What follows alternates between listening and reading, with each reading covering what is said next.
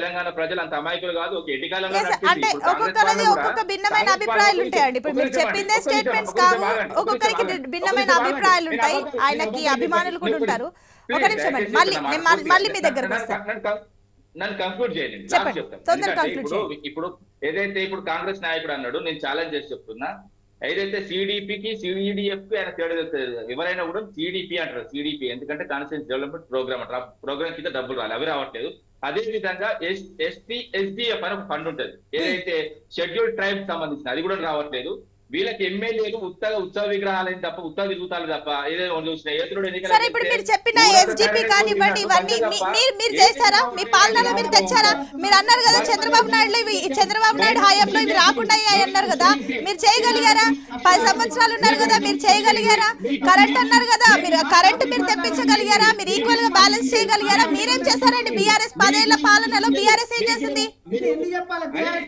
ఒక్క నిమిషం అండి విజయ్ గారు ఒక్క నిమిషం అండి ప్లీజ్, దయచేసి మీకు టైం ప్లీజ్, దయచేసి విజయ్ గారిని మ్యూట్ లో పెట్టండి దయచేసి.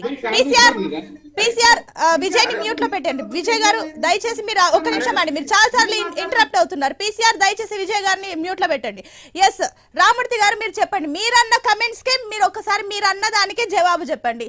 10 ఏళ్ల పాలనలో మీరేం చేశారు? మీరు అన్ని కంప్లైంట్స్ చేస్తున్నారు కదా, ఇవన్నీ ఏం జరిగాయి మీరు చెప్పండి. మీరు అన్నట్లుగా చంద్రబాబు నాయుడు హయాంలో చేయలేరు, మీరు 10 ఏళ్ళు ఉన్నారు, మీరు చేశారా? కరెంట్ తీసుకొచ్చారా? మీరు అన్నట్లు సిడిపి తీసుకొచ్చారా? ఇవన్నీ మీరేం చేశారు చెప్పండి. నేను మాట్లాడతా. ఒక నిమిషం మీరు మాట్లాడండి విజయ్ గారు, మీరు ఇంటరప్ట్ అవ్వకండి. ఒక నిమిషం సమాచారం నాకు ప్రిపేర్ అయ్యా. ఫస్ట్ నువ్వు ప్రిపేర్ అయ్యా, పేపర్ పట్టుకోవాలి. నేను చెప్తా ఒక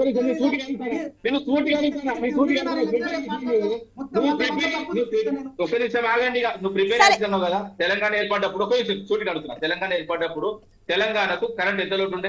ఇప్పుడు నేను చెప్తా, నువ్వు అనే చెప్పండి. ఒక నిమిషం అండి. ఓకే అండి, మీకు ఇవ్వాల్సిన టైం అంతా అయిపోయిందండి. కృష్ణారెడ్డి గారు మీకు ఇవ్వాల్సిన టైం అంతా అయిపోయిందండి. ఒక నిమిషం అండి విజయ్ గారు, మీరు ఇలా చేస్తే ఇంకోసారి ప్యానెల్ ఉన్న వాళ్ళకి దయచేసి టైం ఇవ్వడం నేర్చుకోండి. రామూర్తి గారు, విజయ్ గారు దయచేసి ఒక నిమిషం అండి, మీకు అప్పటి నుంచి టైం ఇస్తున్నామండి. దయచేసి మిగిలిన వారికి టైం ఇవ్వండి. దయచేసి ప్యానెల్ ఉన్న వాళ్ళందరికీ రెస్పెక్ట్ ఇవ్వండి. మీ ఇద్దరి కోసమే మేము డిబేట్ పెట్టలేదు, దయచేసి వెయిట్ చేయండి. మిగిలిన వారి వర్షన్ తీసుకోండి. మీరు ఇలా ఒకరికొకరు మాట్లాడుకుంటే మేము డిబేట్ మేము ప్రజల కోసం మీ కోసం పెట్టలేదు, ప్రజల కోసం పెట్టాము. కాస్త వర్షన్ విననివ్వండి. ఎస్ విజయ్ గారు మీరు చెప్పండి, కొండా సురేఖ విషయంలో కాంగ్రెస్ తీసుకునే యాక్షన్స్ ఏంటి? హైకమాండ్ తీసుకునే నిర్ణయాలు ఏంటి? కొండా సురేఖ విషయంలో ఆమె తీసుకుంటున్న వ్యాఖ్యలు కానివ్వండి, ఆమె చేస్తున్న వ్యాఖ్యలు ఇవన్నీ కూడా దుమారం రేపుతున్నాయి తీవ్రంగా. అటు కేసీఆర్ విషయంలో కానివ్వండి, ఇంకా వివిధ అంశాల్లో కూడా ఆమె మాట్లాడుతుంది. సో కాంగ్రెస్ హైకమాండ్ ఆవిడ విషయంలో ఎలాంటి డెసిషన్ తీసుకోబోతుంది? ఫైనల్ కమెంట్స్ అండి, ఇది ఒకటే టాపిక్ చెప్పండి. ఎస్ కృష్ణారెడ్డి గారు, నేను మీ దగ్గరకు వస్తాను. ఎస్ దీనికి ఒక దానికి జవాబు చెప్పండి.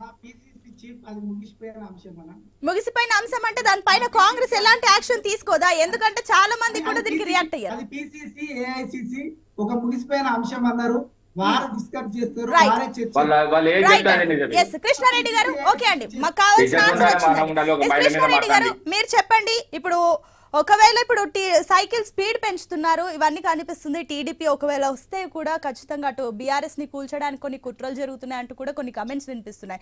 మరోపక్క ఇటు ఇందాక మీరు హైడ్రా అంశం లేవనెత్తారు కాబట్టి నేను ఈ అంశాన్ని అడుగుతున్నాను.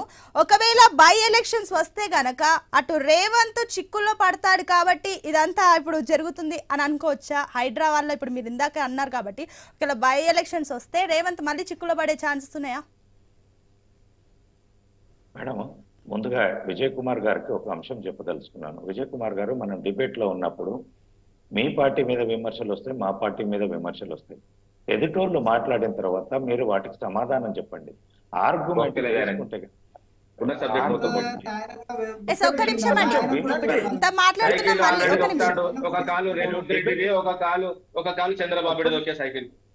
ఒక్క నిమిషం రామ్మూర్తి గారు, మనము విమర్శలు వచ్చినప్పుడు మనం సమాధానంగా వినాలి, దానికి సమాధానం కృష్ణారెడ్డి గారు టాపిక్ చెప్పండి.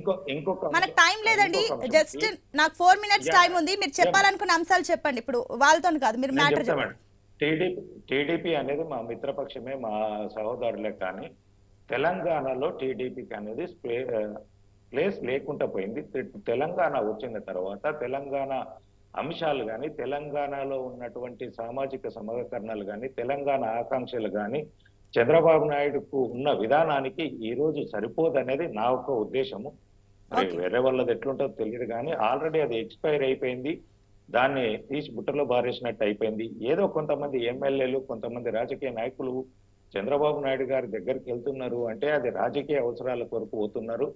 రేవంత్ రెడ్డి గారు కొన్ని వ్యక్తిగత రాజకీయ కక్ష తీర్చుకోవడానికి కొంత మీద వ్యక్తిగత